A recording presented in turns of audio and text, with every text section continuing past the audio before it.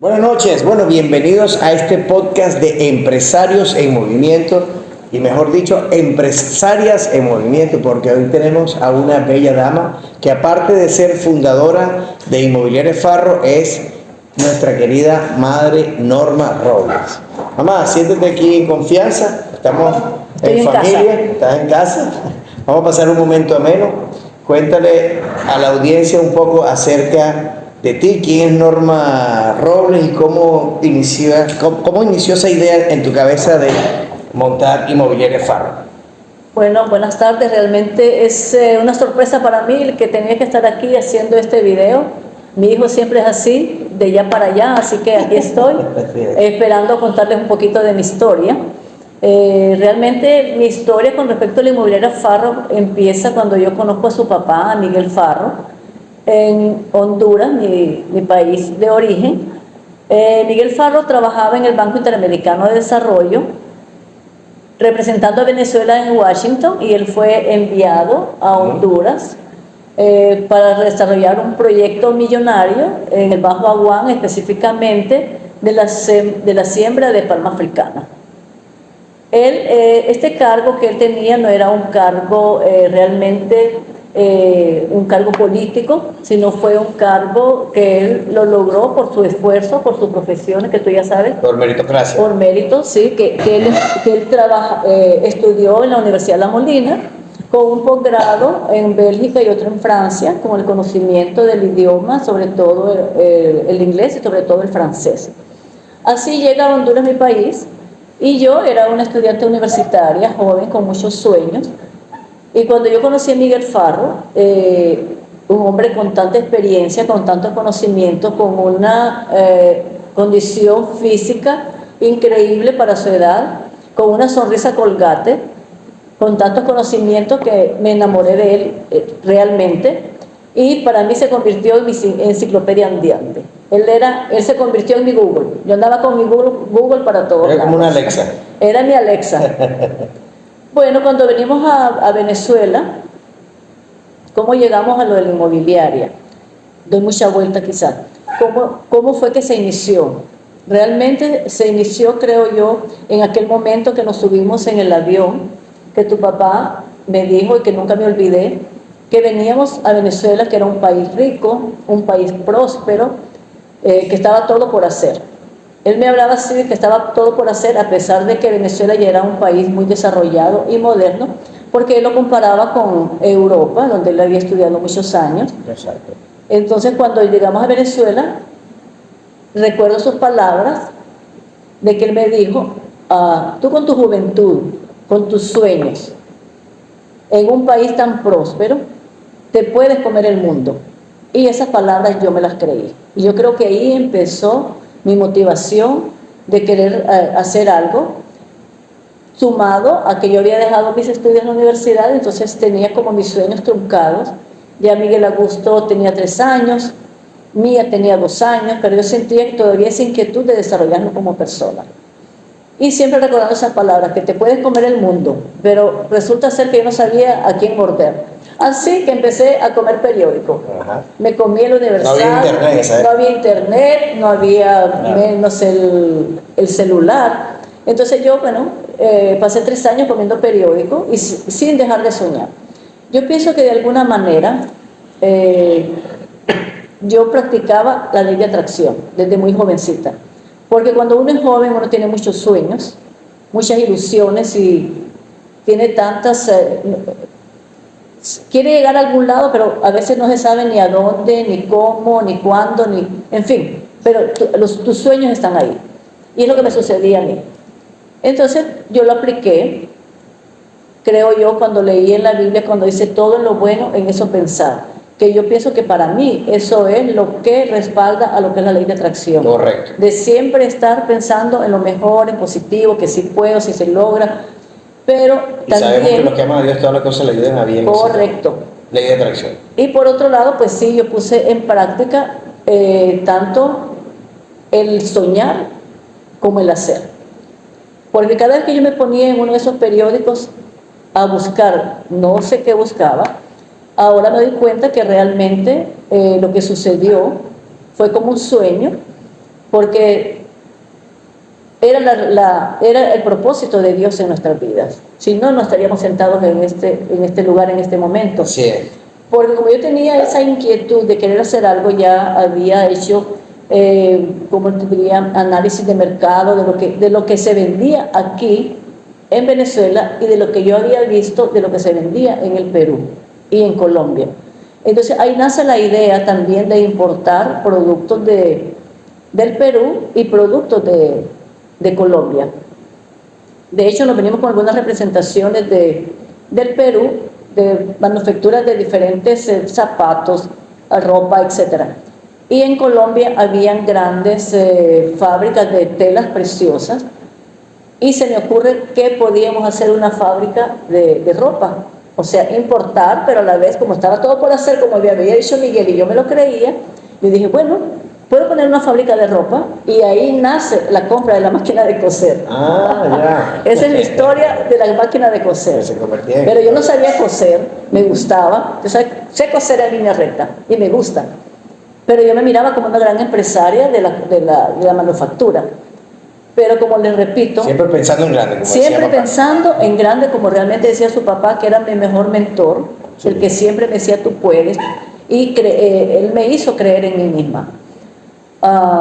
Bueno, total que el propósito de Dios se cumplió, porque yo probé en importación de Perú, de Colombia, pero ¿qué sucedió? Hubo en el año 83, creo que fue, el primer control de cambio en Venezuela.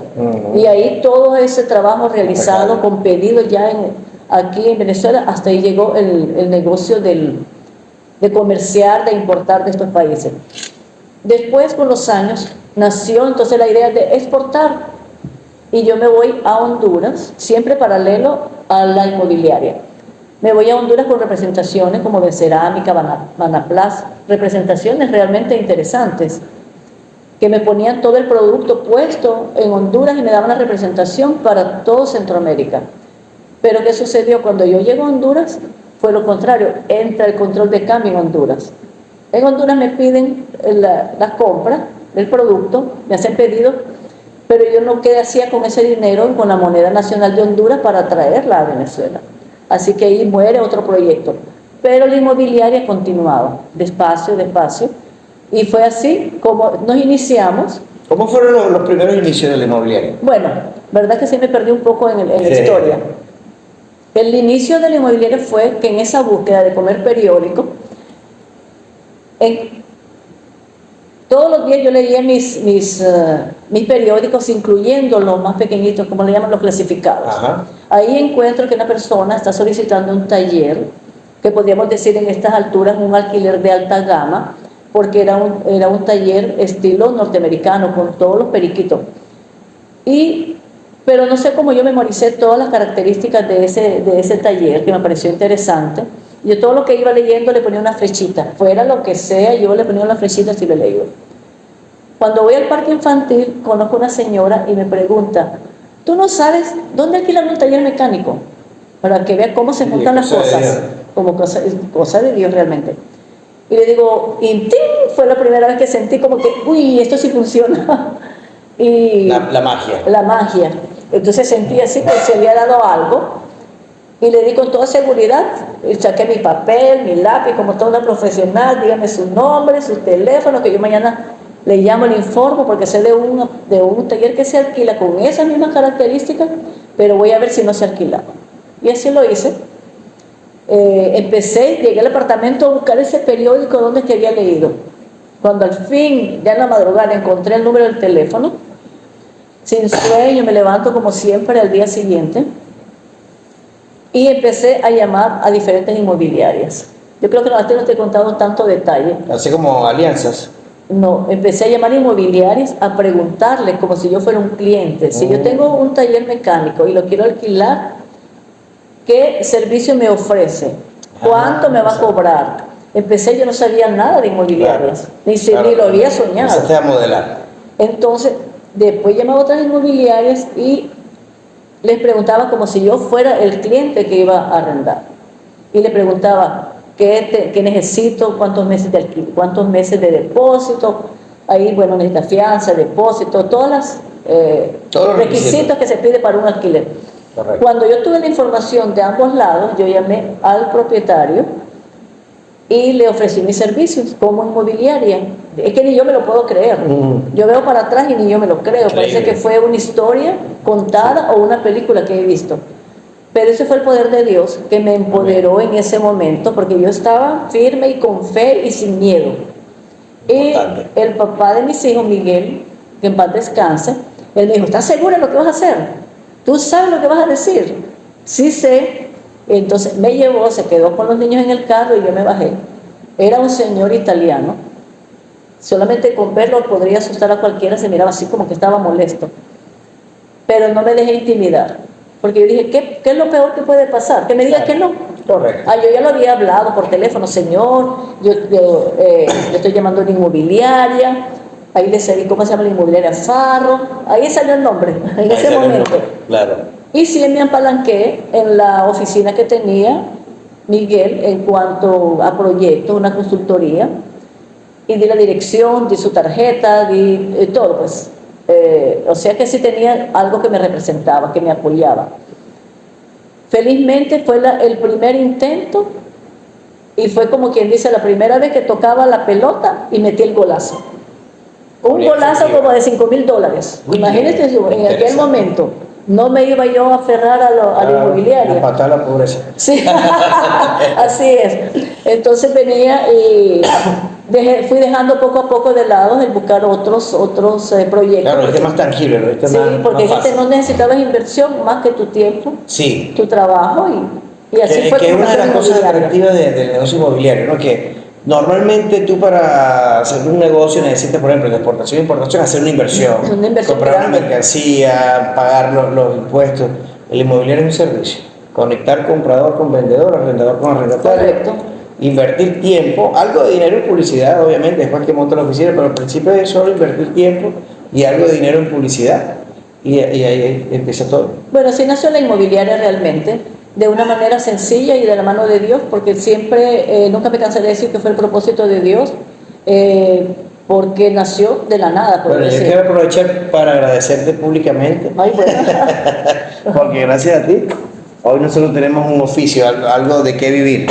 ¿Sabes que una vez cuando cerramos Chivas Disco, un socio muy querido, Giancarlo Duba, me dice, ¿y ahora qué vamos a hacer, hermano? Y yo le digo, bueno, yo seguiré con la inmobiliaria mientras planeo abrir otra discoteca y mi marido tú seguirás con la computadora. Me dice, sí, gracias a Dios, tu papá y tu mamá te enseñaron un oficio y yo también aprendí un oficio y lo más importante es aprender un oficio, porque si tú aprendes bien un oficio nunca te mueres de hambre.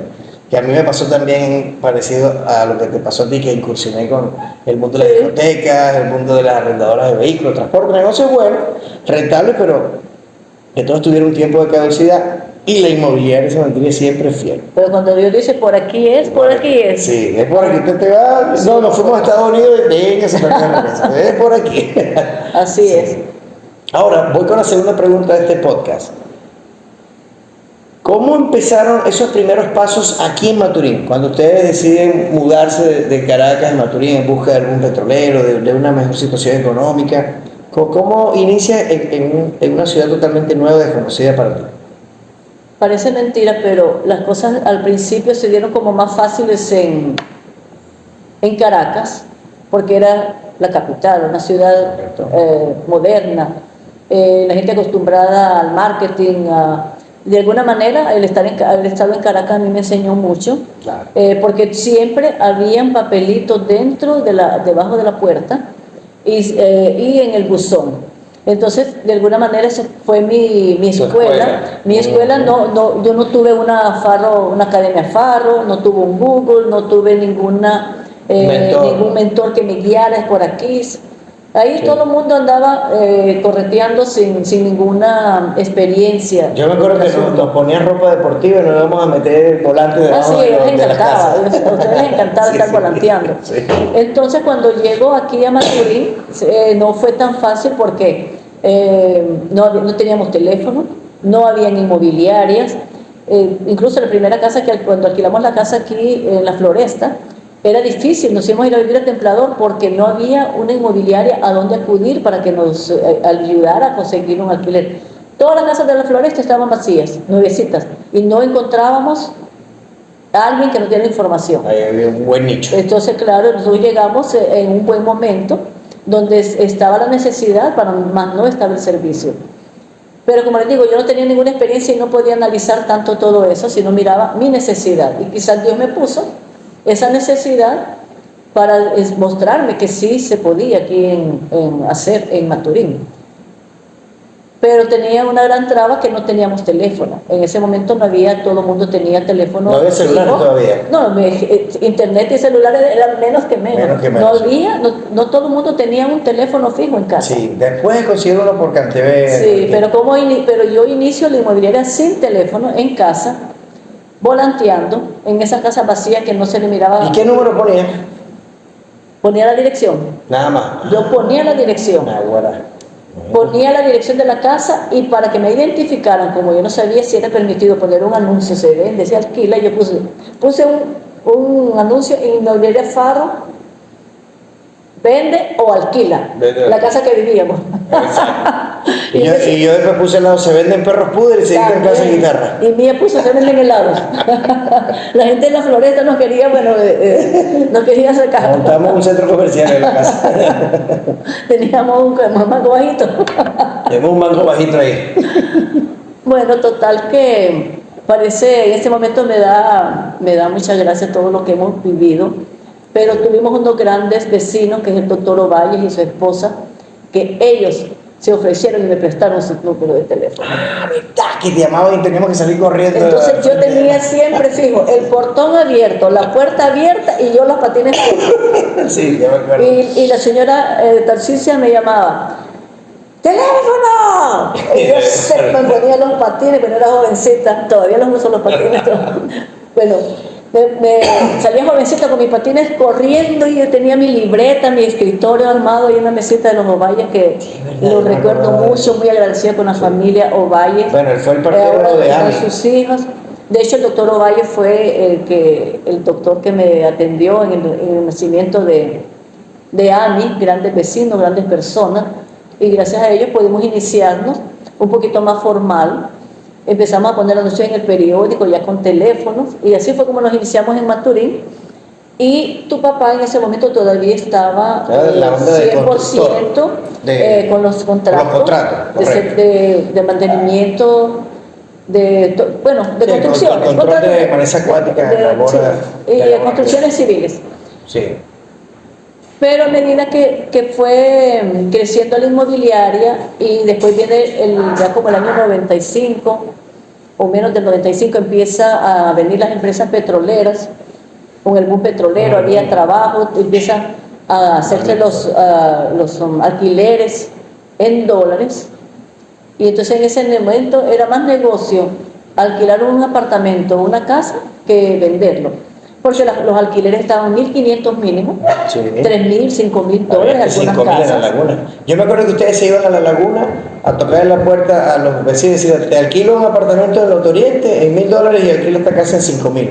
Sí, correcto. Sí. Sí. Y entonces también los propietarios en la laguna, muchos tenían su inmueble, su apartamento, que ellos se mudaron a sus apartamentos y alquilaron sus casas en $3,000, o se mudaron incluso algunos a Caracas y dejaron sus viviendas amobladas. O sea que fue una época de mucha prosperidad, tanto en Maturín y para todas las empresas de Maturín y para todas las familias. Yo quería hacerte una pregunta, aprovechando que estamos tocando ese tema. ¿Cómo fue que empezaron a hacer esas transacciones de alta gama hacia la zona norte de Maturín? Que empezaron a darse esas ventas de la finca, realmente nosotros, nuestros negocios eran con inmuebles, en alquiler y en venta, tanto de un lado o el otro, eran gente de Maturín. Que era el comprador, el día a día. El vendedor, sí, era doméstico, digamos. Pero cuando vienen los petroleros, de alguna manera nosotros ya teníamos experiencia. Ya habían abierto oficinas también. Ya teníamos la oficina que estaba frente al Banco Provincial en la Avenida Bolívar. Y a raíz de que ya venían las compañías petroleras, vimos la necesidad de abrir otra oficina, y la abrimos en el Hotel Stauffer, de una manera, ¿cómo te diría? Le pusieron Get Service. era como era un punto ideal. Sí, Porque ahí llegaba la gente que venía a trabajar a Petróleos de Venezuela, a PDVSA y compañías extranjeras. También quisimos poner en el Hotel Morichal Largo otra oficina, o sea que queríamos captar a todo el que llegara. Correcto. Pero en el Hotel Morichal Largo no logramos un local porque realmente no existía un local libre. Y empezamos, y en ese momento fue cuando Miguel entró con toda su fuerza, porque una de las fuerzas de él era el dominio del idioma inglés y francés. Y las compañías venían de Francia, venían de Inglaterra, de África, de todos lados, pero la gente hablaba era inglés y venían con traductores. Ahí fue donde yo hice mis primeros pininos de lo que había aprendido en el colegio. Sí. Y me pasaba con un librito de arriba para abajo estudiando inglés. Yo me acuerdo de ese libro. Se llamaba Inglés Básico, un librito azul y rojo. Sí, me acuerdo. Y me enfoqué, que después lo poquito que aprendí me sirvió en Estados Unidos. Bueno, así nos iniciamos a trabajar con las petroleras, pero lo que más me llamó la atención fue que cuando British Petroleum llegan a pedir nuestros servicios, yo les pregunté a ellos cómo fue que nos eligieron para trabajar con nuestra inmobiliaria. Entonces me dijo una persona que se había subido a un taxi y le preguntó cuál era la mejor inmobiliaria en Maturín, y le dijo la inmobiliaria Farro. Y después se subió otro taxi y le preguntó cuál es la inmobiliaria más honesta. Hizo un estudio de mercado. Hizo un estudio de mercado, así de con qué inmobiliaria iban a trabajar. ¿Cuál es la inmobiliaria más honesta que había en Maturín? Y le dijeron la inmobiliaria Farro. Y la otra pregunta no me acuerdo, la hizo en otro taxi. Cuando eso ya, al último taxi le dijo, llévenme a mi casa, porque ella tenía una decisión. Así fue que nos agarraron de sorpresa, nos visitaron y ellos nos recomendaron a otras compañías petroleras. Sí. Que llegando ya prácticamente nosotros teníamos los contactos, y así es como se da esa venta que podríamos decir de alta gama, o fue de alta gama, de un terreno, no me acuerdo la extensión. Sí, 200 hectáreas. Que se vendieron después. Al lado del Colegio Americano. Al lado del Colegio Americano, después de la urbanización San Miguel. Correcto. Y así fue uno de los negocios más grandes, y se quedaron muchos proyectos en el aire, como buscando terrenos en Puerto Ordaz. Y ahí van a construir un urbanismo como San Miguel, pero después, bueno, pasó lo que pasó. Lo de Puerto Ordaz iba a ser como un embarcadero. Un embarcadero. Donde iban a llegar los barcos petroleros, porque había que tener un terreno con las condiciones para que pudieran anclar los barcos, cierta profundidad. Y se iba a llevar de aquí hasta Caripito, se iba a llevar por tubería el petróleo desde Punta de Mata, no sé de mucho de eso. Pero iba a llegar a Caripito. En Caripito también se iba a hacer un proyecto de vivienda para obreros, y de ahí iba a salir por el río de Caripito, no sé exactamente, pero de Caripito iba a salir la tubería hasta cierta parte del agua, hasta llegar a Puerto Ordaz, para que ya salieran al exterior. Bueno, todos esos proyectos, bueno, ya conocemos lo que sucedió en el país, pero realmente el estar en Venezuela es una bendición, es un país rico, es un país maravilloso. Yo siento que es mi país, creo que voy a llorar, así que no cambie la pregunta. Fue maravilloso, muy agradecida con Venezuela. Bueno, cabe destacar que mi mamá tiene ya más de 15 años viviendo en Estados Unidos y acaba de pasar un año aquí en Venezuela, más de un año, y se va mañana otra vez. Entonces, por eso que tiene sentimientos encontrados, porque no hizo una visita larga. Era por 2 meses y voy por 14 meses. Sí, nos ayudó mucho. Ella no se imagina todas las cosas buenas que ella logró con su visita aquí. De manera consciente o inconsciente nos ayudó muchísimo en muchas cosas, que después se las voy a decir al privado. Ahora, para cerrar ya este podcast, mamá, ¿cómo te ves tú en los próximos 5 años y cómo proyectas que puede ser el crecimiento de la empresa? Mira, el crecimiento de la empresa, no te puedo decir cómo puede ser, porque al paso agigantado que ustedes se han movido, sobre todo desde el inicio de la pandemia, el resultado que ha habido desde ese entonces hasta ahora ha sido tan grande que yo nunca me lo hubiese imaginado. Así que ahora, decirte que me lo imagino de tal forma ponerle un límite.